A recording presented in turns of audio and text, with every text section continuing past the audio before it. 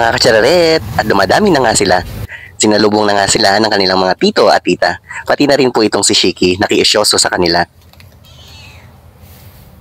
Sa mga susunod na araw ay makakasama ko na ang mga muning na yan sa pagbabantay kay Ram kapag pinapakawalan ko sa kabilang bakod. Na habang kumakain si Ram ng damo sa bakuran ay naglalaro naman ang mga alaga kong pusa at aso. Mga katsararet, meet the katuga. Kain, tulog, at gala. Yan po ang gawain ng aking mga pusa, mga katsararet. Pagkatapos pong mapunta sa kabilang bakod, ay matutulog na po sila ng tabi-tabi. Yan mga katsararet, at time na nga po para pakainin ang mga alaga kong pusa at aso.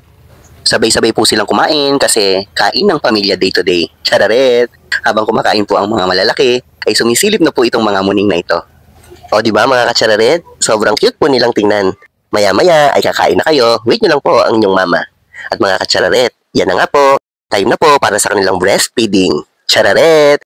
Mga katsararet, kagaya po ng mga alaga kong pusa, make time po na magka-banding-banding po ang pamilya sa simpleng kainan po.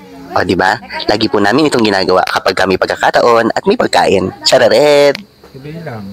Muli, si Sir Elms po ay nagpapasalamat sa inyong pagsuporta at panonood. God bless po! Hanggang sa muli po nating pagbablog. Tsararet!